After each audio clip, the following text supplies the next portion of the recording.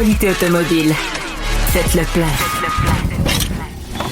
Un parcours bien contrôlé. C'est le Guide de l'auto. La référence depuis 1967.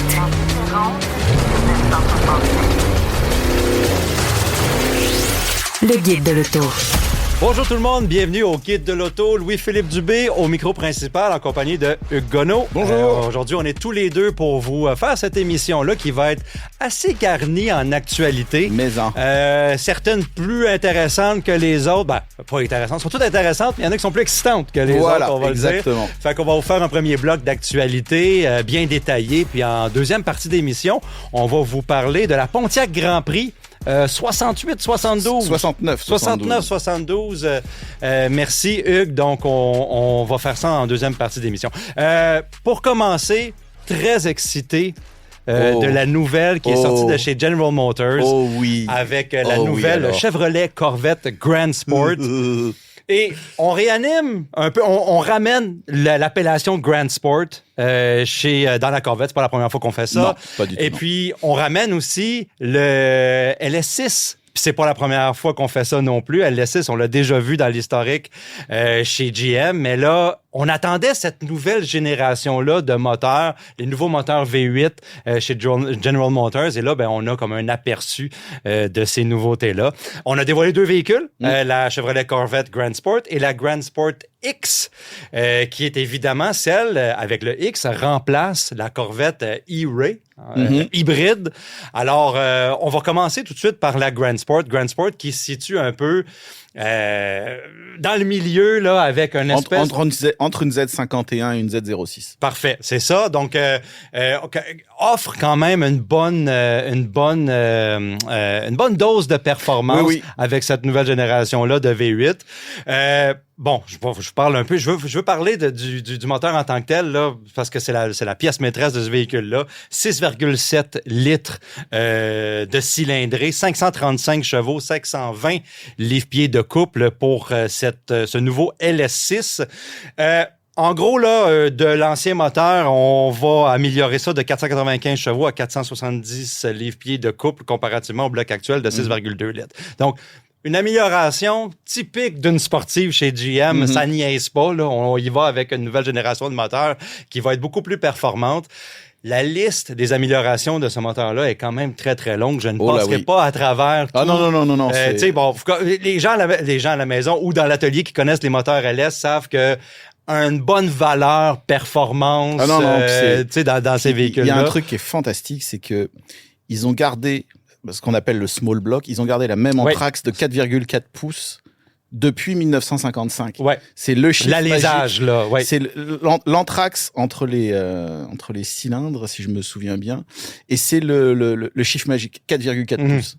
Et ça, c'est toujours là aujourd'hui, depuis 1955. Et on a augmenté la course de 8 mm là, pour les pistons. Donc, et on a augmenté le taux de compression à 13:1. Ça, c'est quand même cool, parce que normalement, c'est des taux de compression qui sont réservés à des dans le temps là, à des carburants au plomb, là, parce que pour aller chercher un octane plus élevé. C'est quand même des taux de compression de voitures de compétition. Oui, exactement. Donc, justement, 8 mm la course, 13:1. Bon, évidemment, un nouveau collecteur d'admission, une nouvelle programmation dans les CU. Allez, si vous voulez regarder dans des sites plus spécialisés, là, ou juste le site de General Motors pour savoir toutes les améliorations qui ont été faites à ce LS6. C'est quand même assez intéressant, mais ça permet d'aller chercher 535 chevaux et 520 livres-pieds de couple dans la Grand Sport. Parlant de la Grand Sport X, bon, évidemment, la E-Ray, vous le savez, c'est la Corvette hybride. On a le moteur à l'arrière et le moteur électrique sur l'essieu avant, ce qui donne un rouage intégral là, pour cette Corvette-là. Mais là, on va chercher 721 chevaux. Avec la Grand Sport X, qui est quand même assez intéressant. Tu sais, puis la Grand Sport, déjà, là, je pense que c'est le V8 atmosphérique qui a le plus de couple dans une voiture de production à l'heure actuelle, là, juste côté thermique. Là, fait que, justement, du côté de la Grand Sport X, ça devient vraiment, vraiment intéressant. qu'est-ce qu'on va aller chercher? C'est quelque chose de viscéral, mais aussi les accélérations vont être extraordinaires. Ça a l'air dément. Les puristes vont dire que un peu trop de poids en avant à cause du moteur électrique, comparativement à la Grand Sport, Grand Sport. Je suis un peu d'accord, oui, puis aussi la propulsion pour les puristes. Faudra, ouais, mais justement, je pense que GM, encore une fois, si vous êtes un puriste, vous avez la Grand Sport, c'est parfait. Mais si vous voulez un truc un peu plus polyvalent, qui est peut-être un peu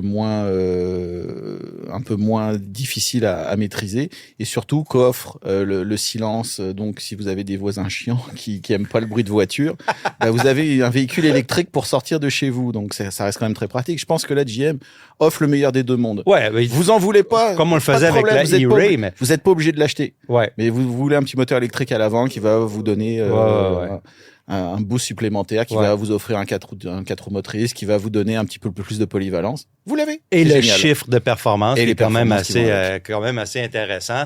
Évidemment, on n'a pas de prix pour ces véhicules-là à l'heure actuelle. Ça n'est pas encore sorti, mais j'ai hâte de voir. Qu'est-ce qui m'intéresse le plus dans tout ça, c'est que c'est cette nouvelle génération-là. Là, si vous nous regardez à l'écran en visuel, là, vous voyez un peu les bancs, les surpiqûres, etc. Pour la version de lancement. Oui, exactement. Donc, on a quand même c'est magnifique. Ouais. Évidemment, ça annonce une nouvelle génération de moteurs small block là, chez GM. Pour le moment, c'est juste les Corvettes qui vont avoir ce LS6-là. Mais j'ai l'impression que ça va se propager dans le catalogue. Puis, on va avoir plus de véhicules avec ces moteurs-là on soucie peut-être un petit peu moins de l'économie de carburant maintenant dans la nouvelle génération parce que justement aux États-Unis, on recule sur les réglementations. Je me répète souvent à chaque émission en disant ça, mais aux États-Unis, c'est une réalité. C'est une réalité, mais les performances vont être au rendez-vous. Donc, on a hâte de vous donner plus de détails sur la Corvette Grand Sport. Mais c'est vrai que pour moi, là, elle coche toutes les bonnes cases. Gros V8 Atmo, carrosserie wide body.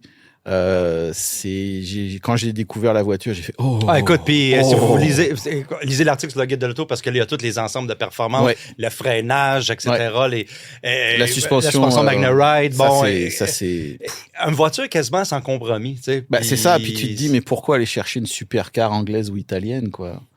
Parce que là, un moteur LS avec des composantes locales. Et tu vas faire entretenir ça chez ton concessionnaire Chevrolet. Ouais, c'est ça. T'es pas obligé de prendre un rendez-vous 18 mois d'avance pour faire refaire toute ta distribution aux 10 000 km. En tout cas, c'est le fun. Tu sais, pour finir avec la Corvette, moi, la première fois que je l'ai conduit, c'était avec Julien Amado, le rédacteur en chef du Guide de l'auto, puis on a mis la main sur un des premiers exemplaires qui est arrivé au Canada, c'était en pleine COVID. Ouais. Et puis, tu sais, on l'avait avec une Porsche 911 comme un comparo, puis ça, puis conduire ce véhicule-là au centre-ville de Montréal avec le petit lift de suspension en avant pour les chaînes de trottoir, pas les chaînes de trottoir, mais comme pour sortir des stationnements, etc. C'est un véhicule qui est docile, entre guillemets, là, qui est facile à conduire. Étonnamment polyvalent. Là, donc, en tout cas, c'est une bonne addition, je pense. Un bon ajout au catalogue Corvette pour cette Grand Sport avec une appellation là, à un moment donné, on va discuter de l'historique de cette appellation Grand Sport. Là, mais il y a des trucs intéressants. On va garder ça. On va garder ça pour une de tes chroniques rétro. En deuxième actualité, j'aimerais parler du Infiniti QX65. Donc, j'ai été au pré-lancement, si on veut, du QX65 la semaine dernière, qui s'est déroulé à Toronto. Puis, on l'a lancé cette semaine. Chez Infiniti, on n'a pas beaucoup de produits. On a enlevé le QX50, le QX55, qui était le pendant coupé du QX50 compact. Là, il nous reste le QX60 et le QX80. Et puis, on arrive avec le QX65 pour faire la même affaire qu'on avait faite avec le QX50 et le QX55. Bon, on revient, et souvent les gens vont dire c'est la suite logique ou la suite spirituelle au Infiniti FX. On avait dit la même affaire du QX50 et du QX55. J'ai bien de la misère avec ça. Moi, j'ai pas vraiment parlé du FX parce que le FX pour moi ça avait une vocation plus sportive, mais il y avait une motorisation qui venait avec, il y avait une finition qui venait avec. Là, avec le QX65, on va littéralement chercher un QX60, on enlève la troisième rangée, on fait une carrosserie coupée. Oui, on va chercher dans peut-être les ce qu'on dit en anglais, les design cues du FX, mais la vocation du FX est toute différente. Et je m'explique parce que justement, pas le problème, mais le premier moteur qu'on donne au QX65, c'est celui qu'on a sous la main chez Infiniti. C'est ça. Et c'est un moteur 2 litres turbocompressé à taux de compression variable. Pas un moteur qui a une excellente réputation, tant du côté de l'efficacité que du côté de la performance. On parle de 268 chevaux, 286 livres-pieds de couple. C'est correct. Mais, je veux dire, pour des acheteurs d'utilitaires coupés, premium, on va peut-être être sur notre fin. Tu sais, quand on compare aux motorisations qui sont disponibles avec je donne des exemples, GLE, par exemple, du côté de chez Mercedes, du côté du Porsche Cayenne, par exemple, avec des carrosseries coupées, j'ai l'impression qu'avec les compromis qu'on fait avec un utilitaire coupé, souvent, on va vouloir aller chercher de la performance parce que c'est un peu ça. On veut un utilitaire plus haut, mais on n'a pas besoin de toute la commodité de cet utilitaire-là. Donc, on va aller chercher peut-être plus de performance. Et chez Infiniti, pour l'instant, dans ce modèle-là, la performance n'est pas tout à fait là. Bon. Il y a certains compromis, là, je parlais de compromis tantôt avec des carrosseries coupées. Puis ça, c'est pas chez Infiniti, juste, c'est chez Porsche, chez Mercedes. Ah non, mais ça, c'est partout. Là. On va chercher, les véhicules ont tendance, les utilitaires coupés ont tendance à prendre du poids. En parlant avec des ingénieurs, j'ai compris pourquoi la structure de carrosserie pour aller chercher cette carrosserie plongeante-là en arrière demande un petit peu plus de matériel, un peu plus de poids. Donc, on va aller chercher entre 80 et 100 livres là, du côté du QX65 versus les spécifications du QX60. C'est étonnant parce que justement, on enlève la troisième rangée. On pensait que peut-être qu'on allait... Oui. Mais c'est une affaire de structure de carrosserie et c'est chez tout le monde, là, ce type de problème-là. Également, on a un petit peu 15 mm de moins de dégagement pour la tête à la deuxième rangée. Encore pas le choix. À cause de cette ligne plongeante. Et puis aussi, on va aller chercher certains compromis aux côtés du chargement.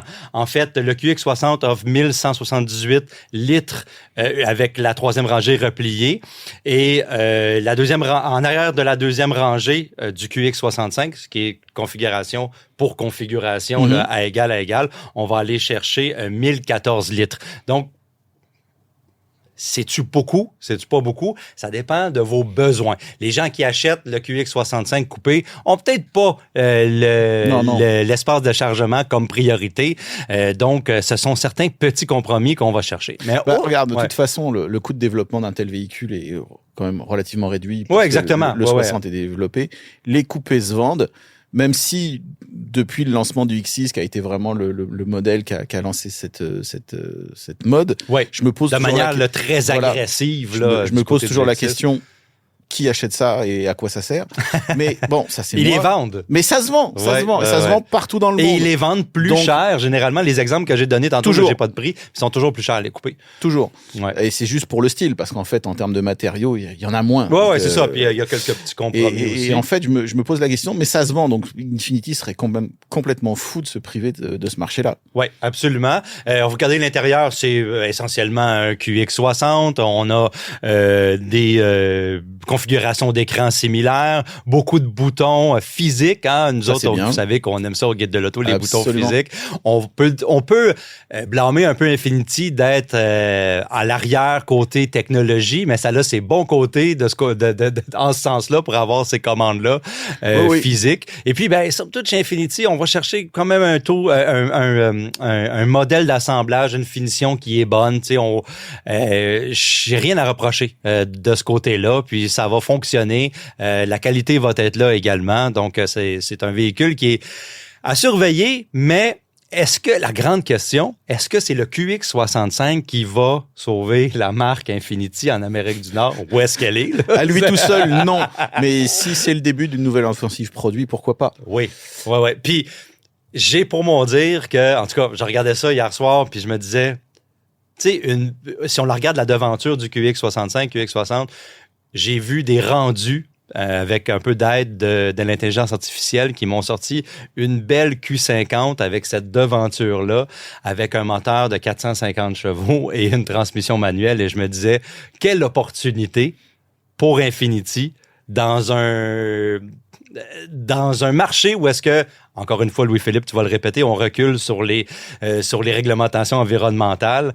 Peut-être qu'Infiniti pourrait aller chercher une renaissance dans un créneau où est-ce que les autres constructeurs le sont pas. L'avenir nous le dira. Les gens de produits, s'il vous plaît, écoutez-moi. Parce que j'ai toujours adoré la Q50. Je trouve que c'est un produit qu'à la fin, très vieillissant. Q60 aussi, avec le coupé, c'est extraordinaire. Tu sais, comme juste un symbole de performance chez Infiniti. Peut-être qu'il y a une opportunité pour ça. Donc, voilà.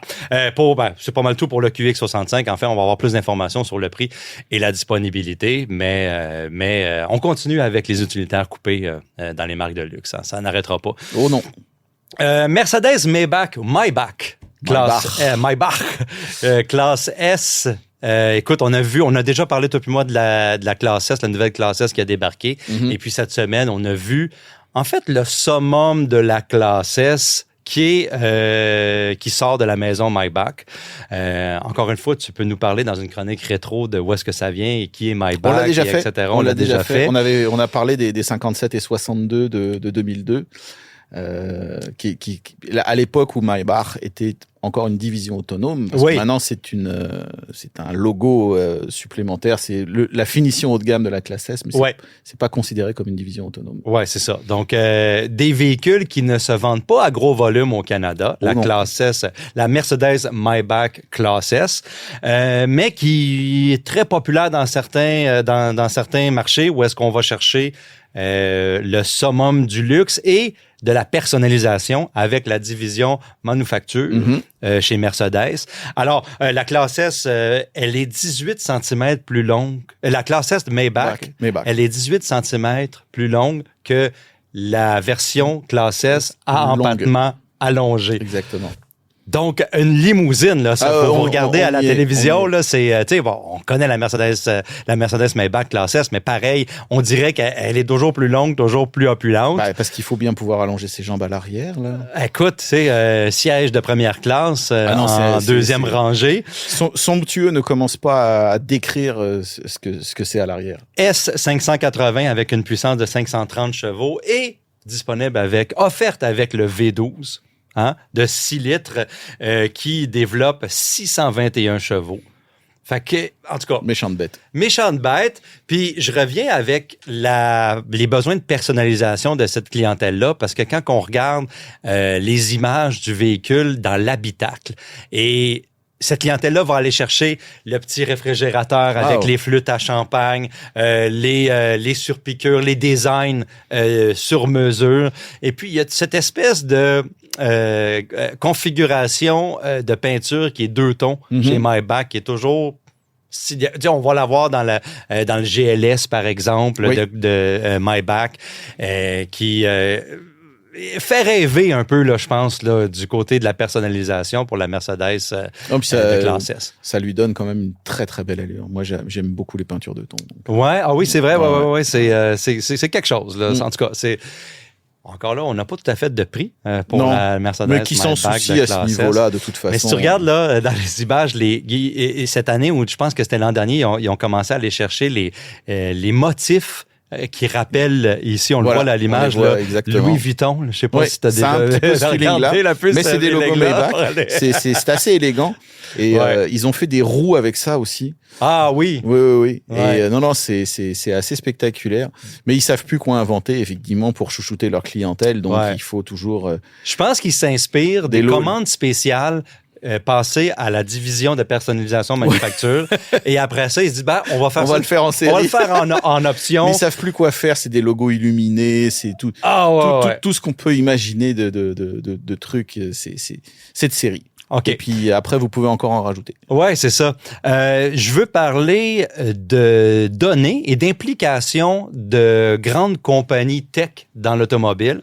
Et il y a une nouvelle qui est sortie cette semaine que Google, avec Android Auto et Android Automotive, étendrait un peu ses tentacules dans le restant de l'automobile, dans le restant de la voiture, pas juste dans le système d'infodivertissement. Et ça, je trouve ça d'autant plus intéressant parce que CarPlay, avec Apple, gros rival, évidemment, le rival de Google, a fait la même affaire avec CarPlay Ultra et ça n'a pas vraiment fonctionné. On a offert aux constructeurs une suite de technologies pour offrir, pour contrôler le bloc d'instrumentation, contrôler les sièges, par exemple, certains systèmes dans l'automobile, les systèmes de climatisation, etc. Et puis, du côté de chez Apple CarPlay Ultra, ça a juste été adopté par Aston Martin. Parce qu'on avait parlé, ça coûte très cher de développer ces systèmes-là. Et puis, si on fait affaire avec une compagnie tech, on économise des coûts, évidemment. Du côté de Google Android ou Android Automotive, qu'est-ce qui est intéressant, c'est que le logiciel est open source. Dans la suite de chez Android, tout le monde, tous les constructeurs peuvent en avoir accès. Et puis, avec des constructeurs automobiles qui, en ce moment, ont besoin de trouver de plus en plus de fonds, d'économiser de plus en plus d'argent pour assembler les véhicules, ça peut être très tentant d'aller chercher un logiciel qui est open source, et je dis ça en gros guillemets. Ouais. Pourquoi qu'on le met open source, tu penses? Parce que, justement, Google est en train de développer ces logiciels-là pour des véhicules. On les offre aux constructeurs en échange des données recueillies dans le véhicule. Évidemment. Donc, ça devient de plus en plus pertinent pour les constructeurs d'adopter ces technologies-là parce qu'on épargne sur le développement de nos propres technologies et pertinent pour les compagnies tech d'aller chercher les données dans les véhicules. Il n'y a pas juste la réduction des coûts, il y a aussi de réaliser une véritable intégration. C'est-à-dire tout est intégré maintenant. Ouais. Donc, pousser l'intégration le plus loin possible, ça va permettre aussi un petit peu de fiabiliser les choses. Oui. Si tu peux réduire tes calculateurs ici et là, si tu peux avoir une vraie interconnexion entre tous les systèmes et pas avoir un système développé à gauche et un autre développé à droite, puis on s'assure que tout communique. Donc, il y a un vrai besoin. Et il y a des bénéfices. Moi, j'ai juste souligné le fait des données, mais il y a des vrais bénéfices potentiels pour les constructeurs. Mais c'est vrai que en parallèle, déjà, les constructeurs, eux aussi, ils aiment bien récupérer les données et en faire quelque chose, les revendre par exemple. Mais derrière, c'est aussi une perte d'autonomie pour eux. Ouais. Il y a un vrai danger de se dire un jour, le jour où on fait des voitures électriques, les moteurs, les choses, les batteries sont faites à l'extérieur, toute l'architecture logicielle est faite à l'extérieur, tout devient fait à l'extérieur. Et en fait, les constructeurs deviennent tellement dépendants de leurs fournisseurs que c'est de très très très gros risques pour eux. Donc je comprends qu'il y ait une réticence de la part des constructeurs. Je vois les avantages, je vois les inconvénients. Ça va être un gros débat dans les années à venir. Ouais, comme tu dis, une intégration. Je reviens à ce que tu viens de dire. Des mises à jour over the air en direct, beaucoup plus faciles parce que les compagnies comme Google ont... Et surtout sur tous les systèmes, parce qu'encore une fois, quand tout est intégré, tu fais pas juste ton système d'infodivertissement qui est mis à jour. Là, tu peux vraiment tout mettre à jour. Tout mettre à jour et plus rapidement qu'un constructeur peut le faire comparativement à Google qui est en train probablement de mettre à jour mon système d'exploitation sur mon téléphone. Au moment où on se parle, c'est probablement ça qui est en train d'arriver. C'est ça. Je trouve que c'est intéressant. Puis pour le moment, chez Google, on dit que ça va se limiter à certains contrôles dans le véhicule, à certains modules, mais inévitablement, ça va se propager au système de sécurité avancé, système, les caméras, Bien etc. Sûr. C'est ça l'idée, c'est d'intégrer. Et ce qui m'amène à parler des robots taxis. Alors là. À chaque semaine, il y a une nouvelle qu'on parle d'un constructeur, d'une compagnie de tech qui se lance dans l'univers très mystérieux pour nous, Canadiens, des robots taxis. Le choix du mot est extrêmement pertinent. Mystérieux. Justement, puis j'aime ça en parlant, glisser un mot une fois de temps en temps parce que ça s'en vient et ça s'en vient à grande vitesse, cette technologie-là. Au début, on avait des petites entreprises technologiques comme Waymo, par exemple, si vous avez déjà essayé de prendre un Waymo autonome en Californie, au Texas, en Arizona, c'est une expérience qui est quand même intéressante de se faire conduire par un taxi avec un volant qui tourne tout seul, puis avec un service à la clientèle au bout du fil qui est à 3 continents d'ici, là, mais c'est assez intéressant de faire l'expérience. De pousser la technologie 100% autonome et en développant un modèle d'affaires pour les constructeurs. Et c'est ça qui est intéressant parce que là, la nouvelle cette semaine, c'était Uber s'associe avec Rivian. Rivian, un constructeur qu'on parle souvent de véhicules électriques ou de camions électriques et maintenant, sous peu, peut-être qu'on va avoir des voitures électriques qui sortent de Rivian. Je pense à la R3 là, que j'aime particulièrement. Uber et Rivian se sont associés pour construire, ou Uber va acheter jusqu'à 50 000 robotaxis R2, qui est l'utilitaire, pas R1, mais plus petit, R2, pour éventuellement bâtir une flotte de taxi autonome ou on va dire de Uber autonome dans certaines villes et ça va commencer à la fin de 2026 et ça va s'échelonner jusqu'en 2030, etc. C'est intéressant que ces compagnies technologiques-là s'impliquent en achetant même des actions là, dans Rivian pour développer ces technologies-là. Et je reviens à la nouvelle qu'on a parlé tantôt de grandes compagnies de tech qui veulent s'intégrer dans l'automobile pour développer des systèmes collectés de plus en plus de données pour peut-être développer des systèmes 100% autonomes dans des véhicules comme ça et puis éliminer là, essentiellement le besoin d'avoir des conducteurs. Et justement, et si on y va plus loin, c'est d'éliminer d'avoir le besoin de constructeurs automobiles. Parce qu'à un moment, quand tu as une plateforme Uber ou Google, tu as tous les services à tous les niveaux, dans la vie privée, dans la sphère privée, dans le travail, tu as les applications, tu intègres tout ça. Ouais. Et tu as tout sur la vie d'une personne et tu la déplaces en même temps dans un machin qui est en gros un châssis avec des moteurs électriques et une batterie. Parce qu'on on est dans une nouvelle logique de l'automobile. Et à un moment, tu te dis, les constructeurs derrière, j'espère qu'ils commencent à comprendre que ils sont sur une pente savonneuse. Parce que des compagnies comme Google, ils vont pas s'arrêter là. Et puis un jour, ils vont dire, bon, on va faire nos voitures nous-mêmes. Ouais, exactement. Parce qu'ils ont toutes les données, ils ont tous les services, tout est intégré. Ouais. C'est vertigineux. Et puis, on parle aussi j'aime parler aussi des constructeurs qui sont très réticents. Tantôt, on parlait de ça avec Google et Apple, notamment Tesla, par exemple, qui a son propre écosystème qui jamais va faire affaire avec Google. Non. Même pas pour Android Auto et Apple CarPlay pour le téléphone, ça marche même pas. Avec les constructeurs chinois de véhicules électriques qui vont avoir leur propre écosystème qui vont venir là-dedans et rivaliser. En fait, ça va être des grandes compagnies technologiques qui vont se rivaliser beaucoup plus que des constructeurs éventuellement si on continue dans cette direction-là. sur cette direction-là. Évidemment, on parle de robotaxi, de conduite 100% autonome ou de niveau 3+, là, je pense, j'ai vu une autre nouvelle, on va parler de cette nouvelle-là chez General Motors également, qui commence à faire des tests pour développer son propre système, parce qu'eux autres aussi sont très réticents avec les véhicules électriques, avec Google et Apple. On peut pas avoir CarPlay et Android Auto. C'est le système géré par Google dans les véhicules électriques chez GM, mais c'est un système qui a les données restent chez General Motors.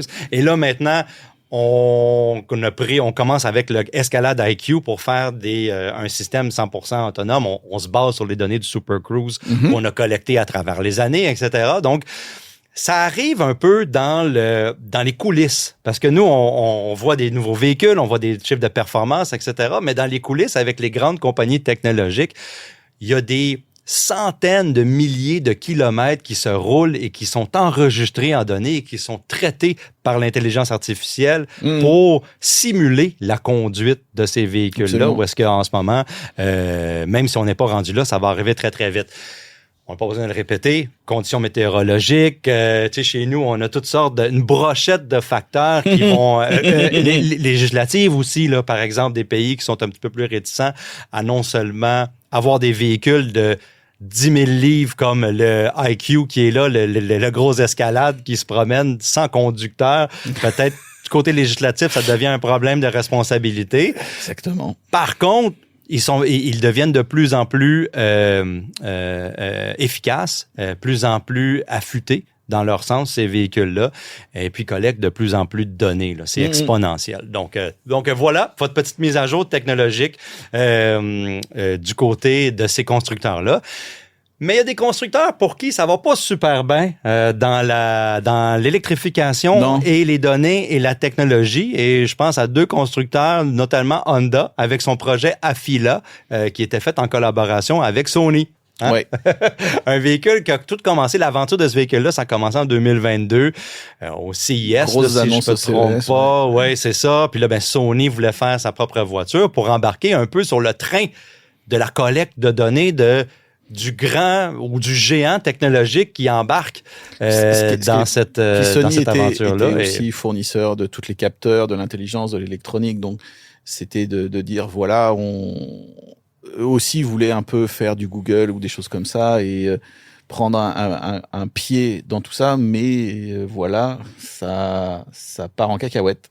Il y a une couple de semaines de ça, on a annulé, on a annoncé l'annulation des l'utilitaire RSX 100% électrique qui était sur la plateforme Honda qui était à un cheveu là d'arriver sur le marché. Les prototypes Zero avec l'utilitaire, le saloon, là, l'espèce de berline, etc. Donc, on concentre nos efforts un peu ailleurs, tandis que d'autres constructeurs vont aller vraiment 100% dans la technologie. Un autre constructeur aussi qui a mis de côté ses plans de conduite semi-autonome très avancés, c'est chez Stellantis. Oui, mais Stellantis, eux, ils reviennent en arrière. De toute façon, en fait, le problème, c'était qu'on nous promettait la conduite autonome pour 2025. C'est-à-dire qu'en 2015, il y avait un certain consensus qui disait la conduite autonome niveau 5, c'est pour 2025. On est en 2026, on n'a pas encore vraiment dépassé le 3. Ça s'en vient, il y a des voitures qui font un peu du 3, machin, mais on n'est pas là. On a toujours besoin du conducteur. Le 4, le 5, on n'y est pas. Ouais. Clairement, on n'y est pas. Ouais. Donc, c'est un peu normal que certains constructeurs commencent à dire oui, écoute, on va commencer à investir sur des choses qui se vendent et que les clients veulent et qu'on sait faire. Ah oui, et remplir les coffres, là. Et voilà. Et ce qui m'amène à parler de Stellantis avec le Durango. Et là, pour le coup, là, on va vous réserver. On va reparler d'automobile. On va vous réserver en fin de segment quelque chose qui parle de char et avec des conducteurs dedans et des moteurs V8. Alors, Durango gagne le Dodge Durango, qui est un véhicule tout neuf. Quasiment, là, je veux dire, regarde. Qui roule depuis, mais qui est tellement populaire en plus, le Dodge Durango qui roule. Bon, OK, il y a les flottes, les corps policiers, etc. C'est un véhicule qui a fait sa marque là en Amérique du Nord en tant que gros utilitaire.